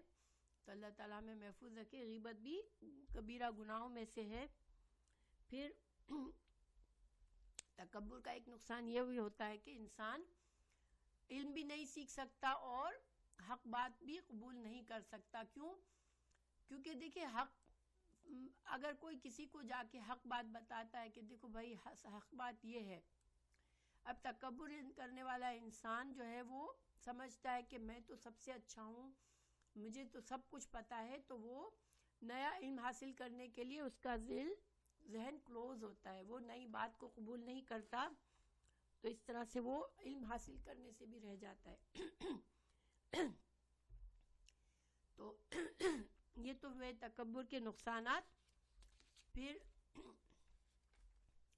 قرآن اور حدیث میں تکبر کے بارے میں کیا کیا طریقے سے مذمت کی گئی ہے، تو کچھ آیات اور کچھ احادیث ہیں۔ یہاں پر اللہ سبحانہ تعالیٰ نے فرمایا کہ میں اپنی آیتوں سے عنقریب ان کو پھیر دوں گا جو ناحق زمین میں تکبر کرتے ہیں۔ اس کا کیا مطلب ہے؟ اللہ تعالیٰ اس آیت میں فرما رہے ہیں کہ جو لوگ تکبر کرتے ہیں ان کو اللہ ہدایت نہیں دے گا کہ وہ اللہ کی آیات کو سمجھ سکے اور اس پر عمل کر سکے، اس کو صحیح حق مان سکے. تو تکبر کا ایک نقصان ہدایت سے دور ہو جاتا ہے وہ. پھر دوسری جگہ اللہ نے فرمایا کہ لا يحب المستكبرین، اللہ تعالیٰ تکبر کرنے والوں سے محبت نہیں کرتا. پھر صحیح حدیث ہے مسلم کی کہ جس کے دل میں ایک ذرے برابر بھی تکبر ہوگا وہ جنت میں نہ جائے گا. اور پھر بخاری اور مسلم کی حدیث ہے کہ متکبر لوگوں کے لیے جہنم نے کہا کہ میں متکبر لوگوں کے لیے منتخب ہوئی ہوں. یعنی جنت کیا بول رہی ہے کہ مجھے بنایا گیا ہے، کیوں؟ متکبر لوگوں کے لیے. تو اللہ تعالیٰ ہمیں محفوظ رکھے. دوسری حدیث میں ایک سیکنڈ.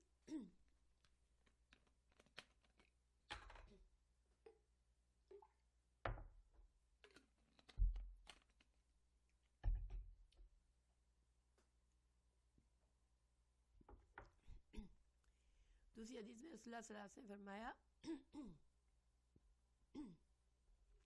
کہ جابر اور متکبر لوگ قیامت کے دن چوٹیوں کی صورت میں اکٹھے کیے جائیں گے اور ان کو لوگ پاؤں تلے روندیں گے. اللہ تعالیٰ محفوظ رکھے. بڑی ساری چیزیں دیکھیں ڈرانے والی ہے کہ کتنے نقصانات ہیں تکبر کے. حضرت سفیان بن عیینہ نے کہا، یہ بہت بڑے عالم تھے، تابعی تھے.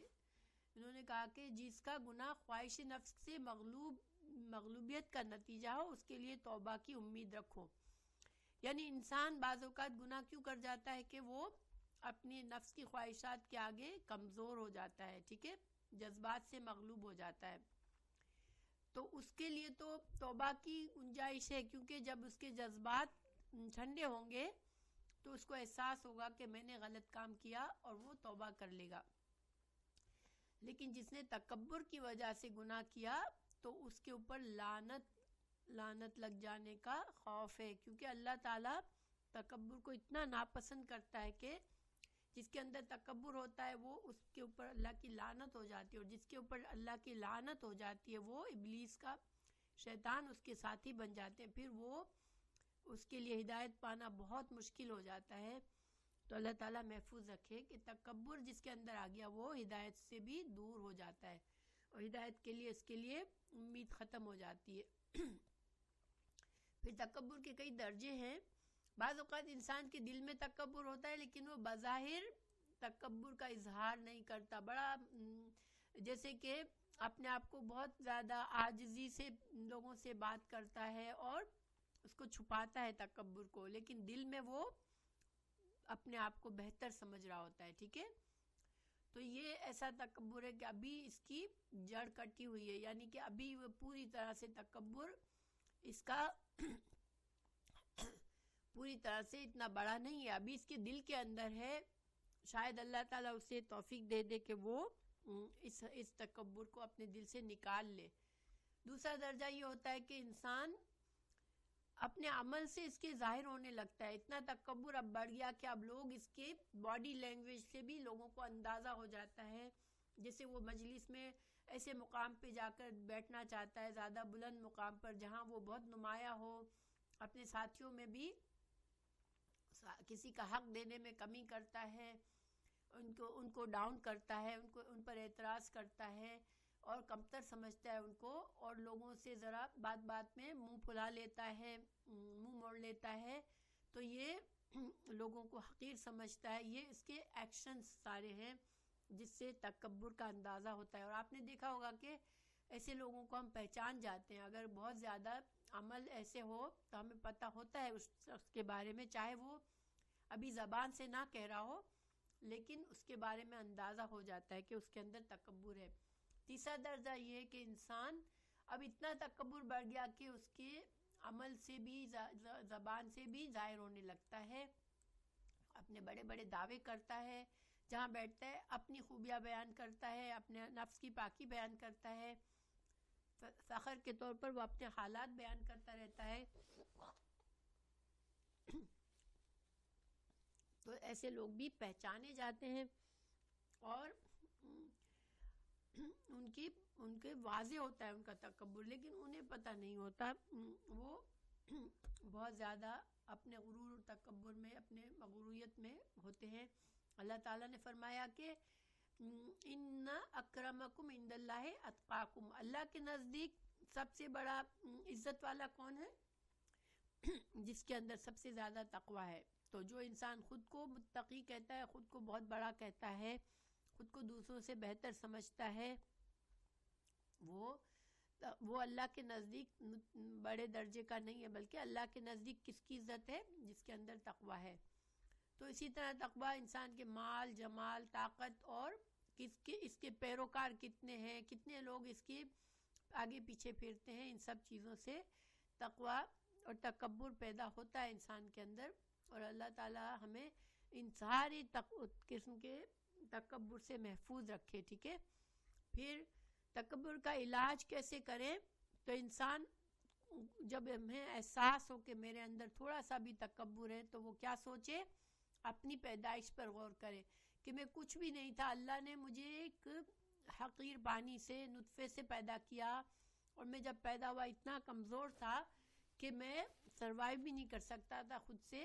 اللہ تعالیٰ نے میری نشو و نما کروائی، میرے ماں باپ کو کے دلوں میں میرے لیے پیار ڈالا، اور لوگوں نے مجھے پالا پوسا، میری ضروریات کا خیال رکھا جب میں بڑا ہوا ہوں.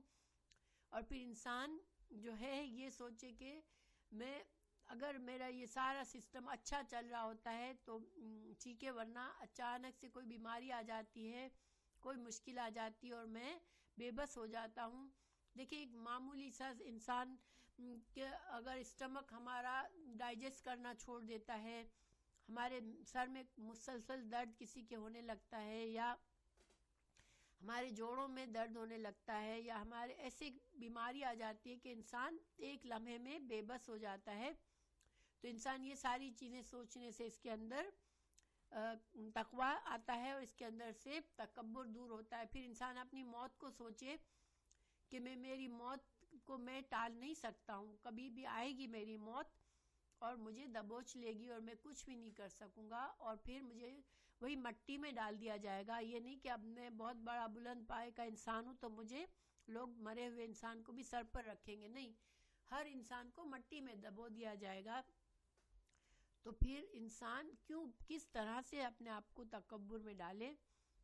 تو پھر قیامت کے دن جو اللہ تعالیٰ فرمائیں گے اقرا کتابک کفا بنفسک الیوم علیک الحسابہ، اپنی کتاب پڑھ اور تیرا اپنا نفس ہی آج تیرا حساب لینے کے لیے کافی ہے.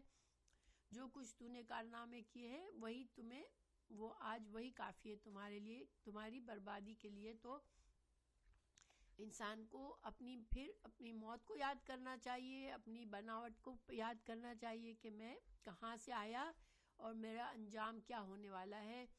اور جو دوسری جتنی بھی چیزوں کی وجہ سے تکبر ہو سکتا ہے، نسب کی وجہ سے ہو سکتا ہے، خوبصورتی کی وجہ سے ہو سکتا ہے، جسمانی قوت کی وجہ سے ہو سکتا ہے، دولت کی وجہ سے ہو سکتا ہے، تو ان سب کا اپوزٹ سوچے انسان کہ میری نسب جو ہے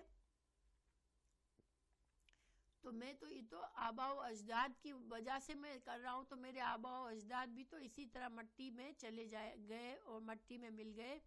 اگر خوبصورتی کے بنا پر تکبر ہے تو پھر خوبصورتی بھی تو ہمیشہ نہیں رہے گی. اور انسان کے اندر اپنے دیکھ سکتا ہے کہ میرے اندر کی خوبصورتی ہے، کتنی برائی اندر چھپی ہوئی ہے. اصل خوبصورتی تو اندر کی ہوتی ہے. اگر انسان کے پاس طاقت ہے تو یہ سوچے کہ میں بیمار بھی ہو سکتا ہوں اور میرے ایک چھوٹا سا میرے پاؤں میں کانٹا بھی چبھ جاتا ہے، یا کوئی کھٹمل کسی کے کان میں سے گھس کر اس کے دماغ میں چلا گیا تو وہ کچھ بھی نہیں کر سکتا. ایک کھٹمل جیسی معمولی چیز بھی اس کی ساری طاقت کو ضبط کر سکتی ہے، اور دولت بھی کبھی بھی جا سکتی ہے. تو انسان جو ہے ان چیزوں کو، ہر چیز کا اپوزٹ سوچے. جب تکبر کا احساس ہو کہ ہمارے اندر تکبر ہے تو انسان ہر چیز کا اپوزٹ سوچے تو انشاءاللہ تکبر ہمارے اندر سے نکل جائے گا. پھر یہ بھی سوچے انسان کے تکبر کرنا صرف اللہ کی شان ہے، کیونکہ سب سے بڑا اللہ ہی ہے، وہی بے نیاز ہے، اسی کو ساری قدرت حاصل ہے، اور وہی ایک ہستی ہے جو کہ عاجز نہیں ہوتی. تو انشاءاللہ اسی کو یہ حق ہے کہ وہ تکبر کرے، وہ بڑا ہے. لیکن انسان جو ہے اپنے آپ کے اندر عاجزی پیدا کرے. لیکن اب یہ کہ آخری پوائنٹ یہ ہے کہ انسان ذلیل نہ بنائے خود کو، ٹھیک ہے، درمیانہ روی کرے. انسان بعض اوقات عاجزی کرنے میں اپنے آپ کو اتنا نیچا گرا دیتا ہے کہ لوگ اس کے اوپر سے چل کے چلے جاتے ہیں، اور اس سے انسان کا نفس خراب ہوتا ہے. تو انسان اپنے آپ کو اتنا زمین پر نہ گرا دے کہ لوگ اس کو ٹھوکر مارے. نہیں، انسان کو عاجزی کرنی ہے، لیکن بیلنس رکھنا ہے. جہاں اپنے آپ کو سختی کرنی ہے تو وہ سختی بھی ضروری ہوتی ہے، لیکن اصل میں بس نیت ہماری تکبر کی نہ ہو. ٹھیک ہے، تو انشاءاللہ یہ تو کچھ باتیں ہیں تکبر کے بارے میں. اللہ سبحانہ تعالیٰ ہم سب کو اس لعنت سے بچائے. اب آخر کی آیات شاید رہ گئی تھی ہماری، تو ہم اس کے بارے میں اس کو بھی پڑھ لیتے ہیں انشاءاللہ. اللہ تعالیٰ فرما رہے ہیں کہ الم ترا، کیا تم نے دیکھا، الذین، ان لوگوں کی طرف، اوتو، جو دیے گئے. اوتو یہ مجہول ہے، ٹھیک ہے، جو دیے گئے. نصیباً ایک حصہ، نصیب حصہ ہوتا ہے، ہاں بالکل، من الکتاب، کتاب میں سے. یعنی کہ اللہ تعالیٰ نے، اب ہم نے یہ آیت پہلے بھی پڑھا تھی کہ کتاب کا حصہ دینے سے کیا مطلب ہے کہ لوح محفوظ میں اللہ کی جو کتاب ہے، قرآن جو ہے وہ مکمل کتاب ہے اللہ کی، اور باقی شریعتوں میں اس اللہ کے مکمل کتاب کے کچھ حصے دیے گئے. تو اللہ تعالیٰ یہاں یہود اور نصارہ کی بات فرما رہے ہیں کہ کیا ان لوگوں کی طرف دیکھا جن کو اللہ نے کتاب کا ایک حصہ دیا. یؤمنون، وہ مگر وہ کیا کرتے ہیں، وہ ایمان لاتے ہیں، وہ یقین رکھتے ہیں کس پر، بالجبت، جبت پر، طاغوت پر، والطاغوت، جبت اور طاغوت پر یقین رکھتے ہیں. وَيَقُولُونَ، اور کہتے ہیں، لِلَّذِينَ، ان لوگوں کے بارے میں، کفروا، جنہوں نے کفر کیا، ہؤلاء، یہ لوگ، اہدا، زیادہ ہدایت والے ہیں. اہدا اکبر کی وزن پر ہے، اہدا زیادہ ہدایت، کمپیریٹیو ہے، ٹھیک ہے، زیادہ ہدایت والے ہیں. من الذین، ان لوگوں سے، آمنو، جو کہ ایمان لائے، سبیلاً، راستے کے لحاظ سے.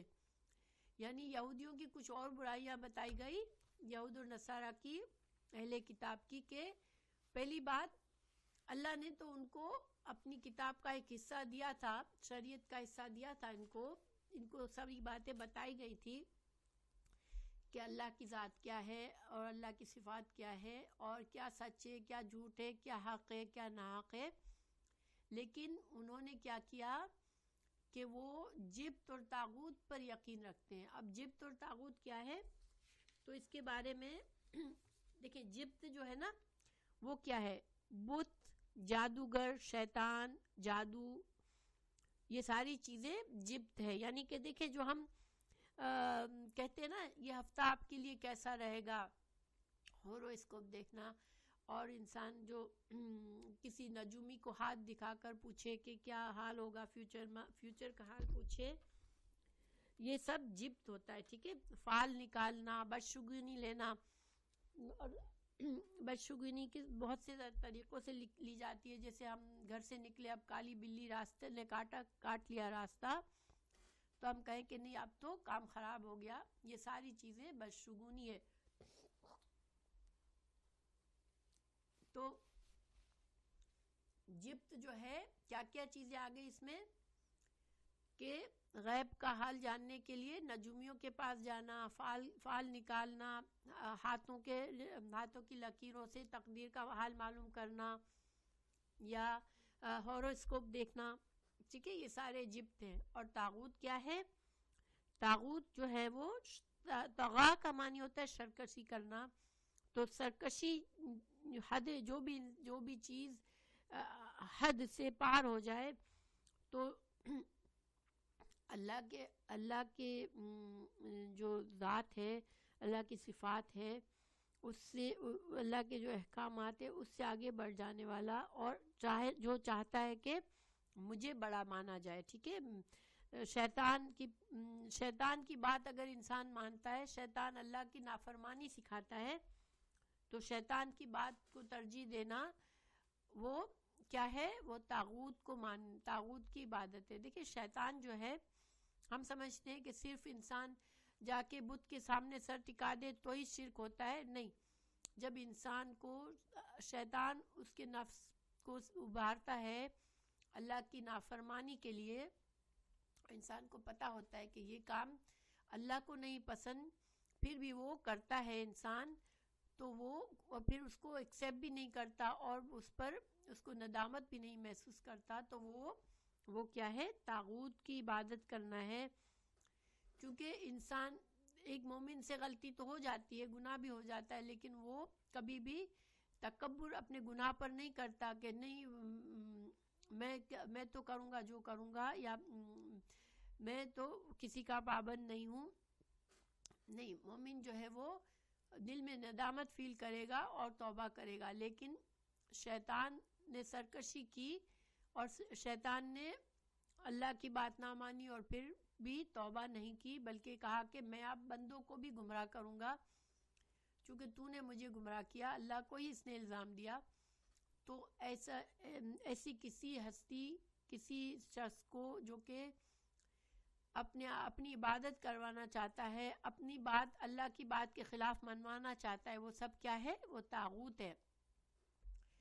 تو جبت اور طاغوت کے پاس پر یقین رکھنا یہ یہودیوں کی صفت ہے، اور آج انفارچونیٹلی مسلمانوں میں بھی یہ آئی ہوئی ہے. اللہ تعالیٰ محفوظ رکھے. تو اللہ تعالیٰ یہاں فرما رہے ہیں کہ جس کو اللہ نے ہدایت دے دی، اللہ نے جس کو کتاب دے دی، اپنے ساری صحیح غلط، سب کیا صحیح ہے کیا غلط ہے سب واضح کر دیا، اگر اس کے بعد بھی جو لوگ جبت پر اور طاغوت پر ایمان لاتے ہیں، یقین کرتے ہیں، وَيَقُولُونَ، اور یہودی کیا کرتے تھے کہ وہ مشرکین جو تھے نا، مشرکین مکہ جو تھے، جو مسلمانوں کے دشمن تھے، ان کو جا کر کہتے تھے کہ مسلمانوں سے بہتر تو تمہارا دین ہے.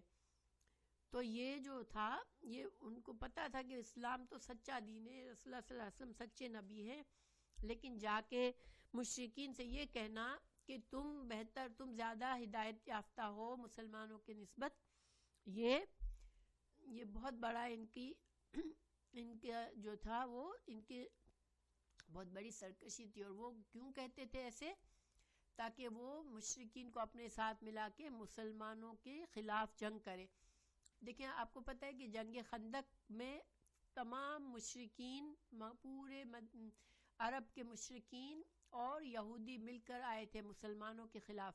خیبر کے یہودی اور تمام مشرکین مل کے رسول اللہ صلی اللہ علیہ وسلم کے خلاف لڑنے کے لیے مدینہ آئے تھے، اور 10,000 کی فوج جمع ہوئی تھی مسلمانوں کے خلاف مدینہ کو ختم کرنے کے لیے.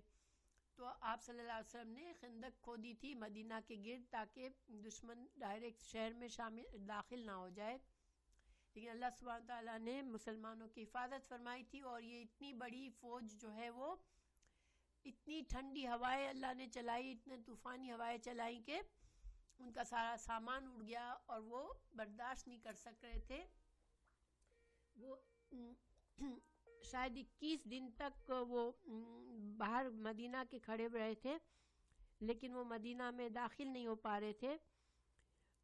تو یہ اللہ تعالیٰ نے ان کو ناکام بھیج دیا، وہ کچھ بھی نہ کر سکے، مسلمانوں کا کچھ نہ بگاڑ سکے، اور واپس چلے گئے. لیکن مدینہ کے جو یہودی تھے وہ جا کے مشرکین کو کیوں بھڑکاتے تھے کہ تم بہتر ہو، حالانکہ ان کو پتا تھا کہ اللہ کا سچا دین یہ نہیں ہے کہ بتوں کی پوجا کرے، اور مسلمان تو اللہ کے سچے دین پر تھے اور ان کو پتا تھا. لیکن وہ جا کے کافروں سے یہ کہتے تھے کہ نہیں تم زیادہ سچے دین پر ہو.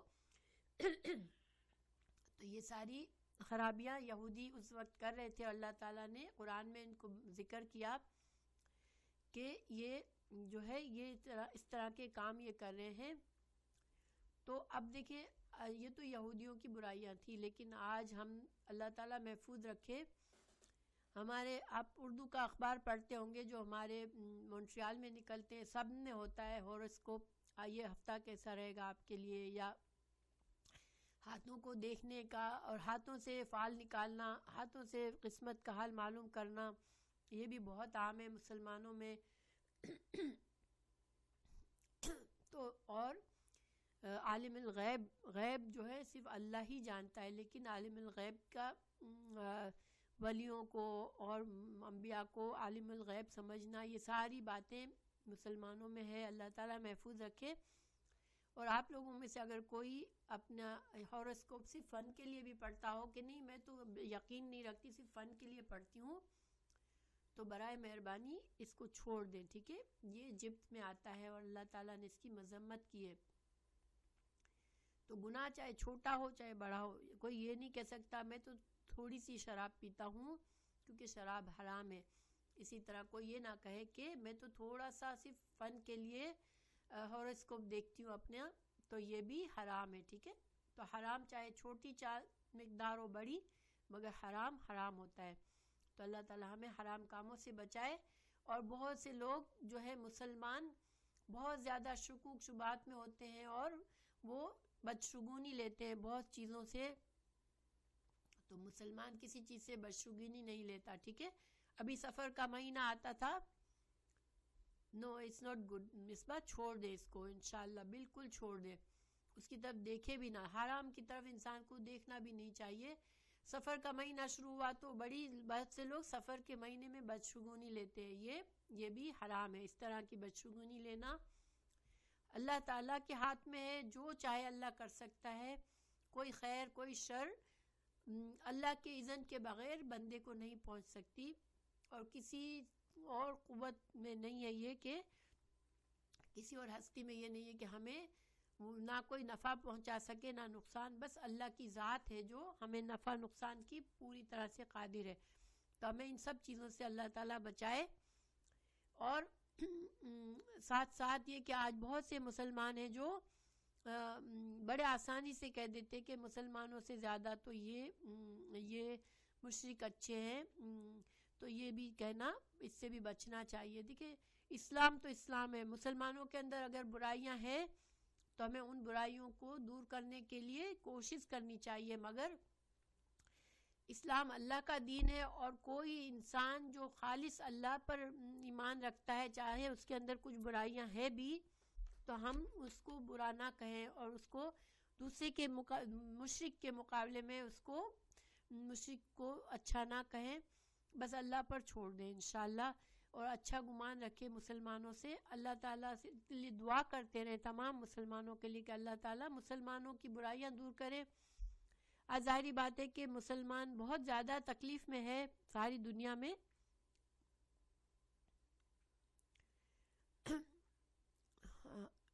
بالکل. تو اللہ تعالیٰ اللہ اپنی چنی ہوئی قوم، دیکھیں مسلمانوں کو امت وسط کہا اللہ نے، لیکن آج امت وسط بہت تکلیف سے گزر رہی ہے، بہت سے خطرات سے گزر رہی ہے. لیکن یہ اللہ کی طرف سے نہیں ہے، یہ ہمارے اعمال کی وجہ سے ہم پر آ رہے ہیں. تو ہمیں اپنی بھی اصلاح بہت ضروری ہے، اور ہمیں دوسرے مسلمانوں کی اصلاح بھی ضروری ہے انشاءاللہ. پھر آخری آیت کی طرف چلتے ہیں. اولئک الذین، اولئک جمع ہے یہ لوگ، الذین وہ لوگ ہیں، لعنہم اللہ، اللہ نے ان پر لعنت کی. اور یہ بہت ہی بڑی چیز ہے کہ اللہ کسی پر لعنت کر دے. اللہ تعالی ہمیں محفوظ رکھے، کیونکہ شیطان پر اللہ نے لعنت کی، ہم اس کو ملعون کہتے ہیں.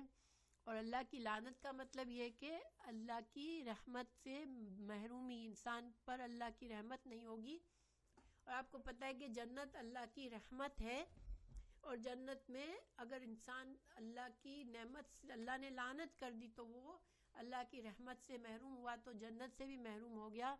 اور اللہ تعالیٰ محفوظ رکھے کہ اللہ تعالیٰ ہمارے اندر کوئی ایسی صفت آ جائے جس سے اللہ ناراض ہو. کیونکہ اللہ نے یہودیوں پر جو جن کی صفات بتائی گئی ان پر اللہ نے لعنت فرمائی. وَمَن يَلْعَنِ اللَّهُ فَلَن تَجِدَ لَهُ نَصِيرًا.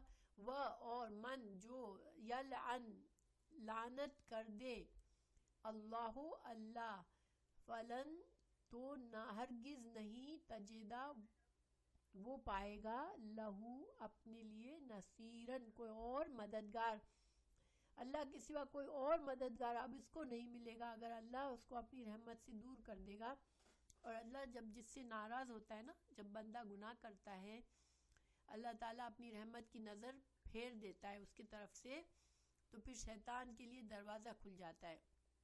مومن کو پتہ ہے کہ مومن کو اللہ کے فرشتے بھی حفاظت کرتے ہیں اس کی، اور جب شیطان اس کو بہکاتا ہے تو اس کو فوراً سے جھٹکا لگتا ہے کہ یہ چیز تو صحیح نہیں ہے.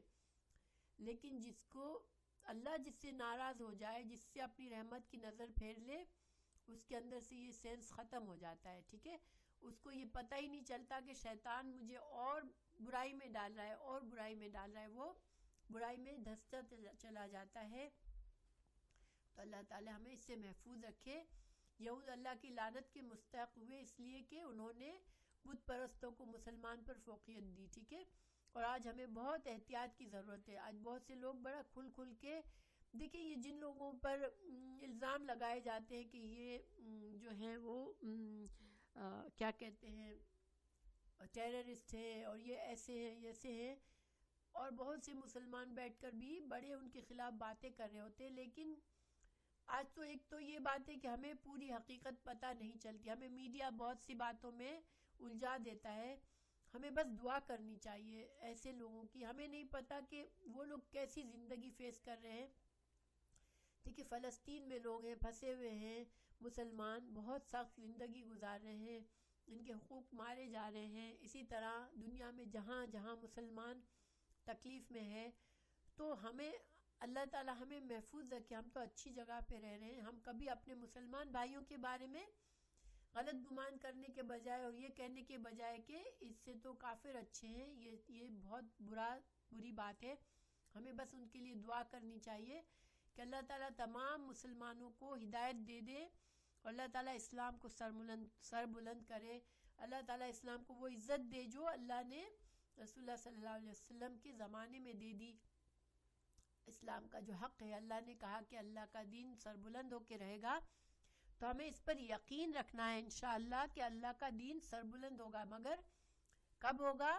جب مسلمان اپنا اصلاح کر لیں گے، مسلمان جب چنی ہوئی امت کی خصوصیات اپنا لیں گے، تو اللہ تعالیٰ جو ہے وہ ضرور سر بلند کرے گا مسلمانوں کو. تو ہمیں ہر لیول پر دیکھیں، ہم جو ہے یہ نہ کہیں کہ ہم تو اچھے ہیں، ٹھیک ہے، ہمارے اندر کوئی برائی نہیں، ہم تو اچھی سکون کی زندگی گزار رہے ہیں. نہیں، اگر دنیا میں کہیں بھی مسلمانوں کا حال خراب ہو رہا ہے تو ہمیں اس سے سبق لینا ہے اور اپنے اندر جھانکنا ہے.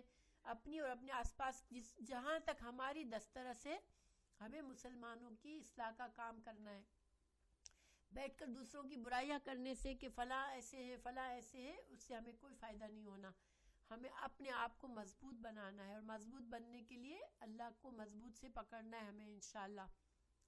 تو دین اسلام کی صداقت قائم تھا یہودیوں کو، انہوں نے ایسی باتیں کی، تو اللہ تعالی ہمیں محفوظ رکھے ان کے چلنے کی. تو بہرحال انسان ایسا کیوں کرتا ہے؟ اپنے فائدے کے لیے کرتا ہے، دنیا کے فائدے کے لیے کرتا ہے کہ میں جو ہوں آج جو قومیں بلند ہیں، جن قوموں کو عزت حاصل ہو گئی ہے دنیا میں، تو میں ان کے ساتھ رہوں، میں اپنے آپ کو زیادہ ان سے ایسوسیٹ کروں، میں ان سے الگ ہو جاؤں جو کہ آج کل ڈاؤن کیے جاتے ہیں. لیکن یہ پالیسی بہت خطرناک ہے. ہمیں مسلمان کو مسلمان کا ساتھ دینا ہے، اور مسلمان کو مسلمان کی اصلاح کرنی ہے، اور اللہ تعالیٰ سے دعائیں مانگنی ہے. اللہ سبحانہ تعالیٰ ہماری مدد فرمائے، اور اللہ تعالیٰ ہمارے اس بچوں کے لیے اس اسلام کو اتنا مضبوط کر لے، اس دنیا کو اتنا سکون پیسفل کر دے کہ ہمارے بچے انشاءاللہ اچھی زندگی گزاریں اور ان کا مستقبل اچھا ہو. آمین. تو انشاءاللہ آج کا سبق ہمارا مکمل ہوا. ماشاءاللہ عالیہ بھی آ گئی. عالیہ، اللہ تعالیٰ آپ کے لیے اور آسانی کرے کہ آپ لائیو کلاس سنا کریں. تو انشاءاللہ پھر